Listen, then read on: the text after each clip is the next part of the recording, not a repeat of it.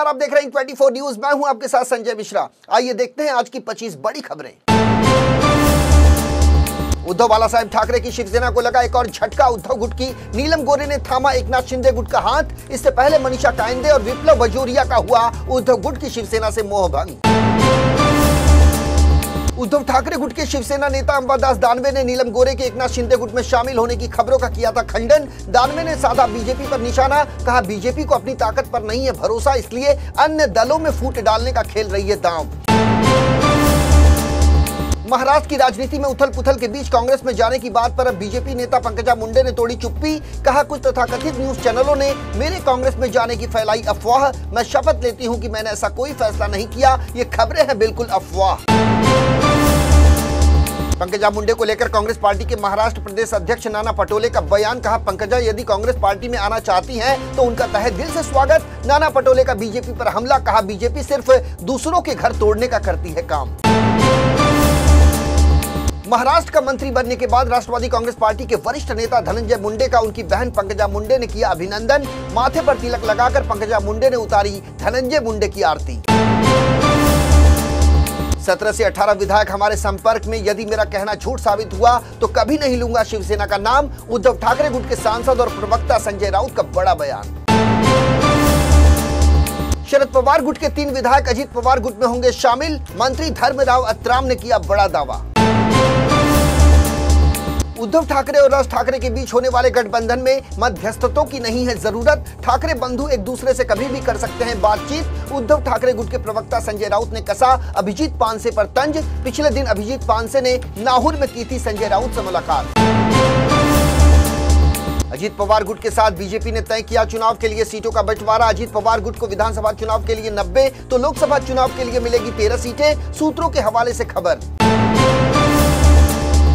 विधानसभा और विधान परिषद के बीजेपी विधायकों की नाराजगी दूर करने के लिए उप मुख्यमंत्री देवेंद्र फडणवीस ने दिखाई तत्परता। गरवारे क्लब में आयोजित शीर्ष नेताओं और विधायकों की बैठक में बीजेपी के महाराष्ट्र प्रदेश अध्यक्ष चंद्रशेखर बावनकुले और मुंबई प्रदेश अध्यक्ष आशीष शेलार ने आंतरिक नाराजगी दूर करने का किया प्रयास। महाराष्ट्र मंत्रिमंडल विस्तार लटका कर रखना ये महज एक पॉलिसी, लेकिन इसका परिणाम निकलता है नेगेटिव। अपनी नाराजगी पर अड़े बच्चू कडू। राज्य में सितंबर और अक्टूबर के बीच चुनाव होने के संकेत। राज्य निर्वाचन आयोग के राजपत्र में स्थानीय नगर निकाय चुनाव का उल्लेख। अपनी अपनी तैयारियों में जुटी सभी राजनीतिक पार्टियां। महाराष्ट्र विधानसभा के मॉनसून सत्र की वजह से शरद पवार का महाराष्ट्र दौरा रद्द। कल येवला विधानसभा क्षेत्र का दौरा करेंगे शरद पवार।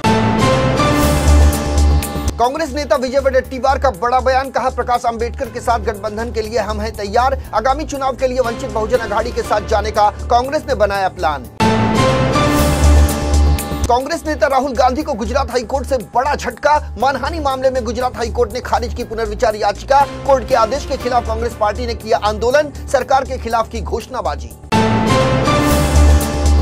महाराष्ट्र का मंत्री बनने के बाद हसन मुशर्रफ पहली बार पहुंचे कोल्हापुर। हसन मुशर्रफ के स्वागत में कोल्हापुर में जगह जगह लगे पोस्टर और बैनर। विज्ञापन में शरद पवार के बदले अजीत पवार को बताया गया एनसीपी का राष्ट्रीय अध्यक्ष।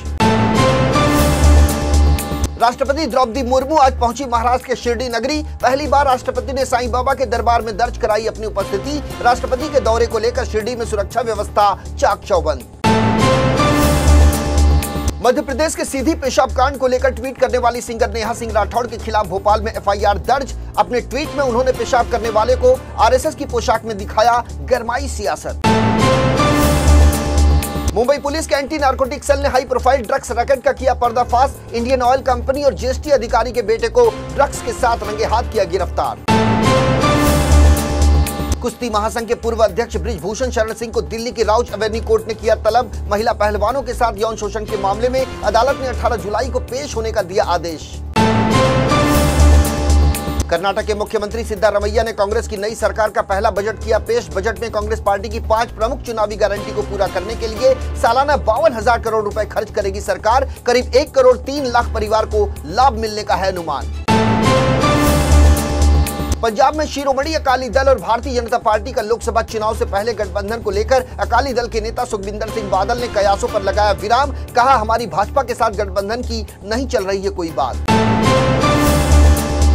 दिल्ली की केजरीवाल सरकार पर बागेश्वर धाम के धीरेन्द्र शास्त्री ने इशारों में कसा तंज, बिना नाम लिए कहा कई बार फ्री की चीजें होती है घातक और इनके होते हैं दूरगामी परिणाम।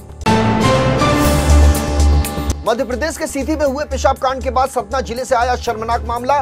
मंदिर के भंडारे में दलितों को फेंक कर दिया गया प्रसाद, खाने की पंक्ति में बैठने से भी रोका। महाराष्ट्र के बुल्ढाना जिले में हुए बस हादसे में हुआ अब तक का सबसे बड़ा खुलासा। हादसे के वक्त शराब के नशे में था बस का ड्राइवर। फॉरेंसिक रिपोर्ट के मुताबिक चालक के ब्लड सैंपल में पाई गई 30% शराब।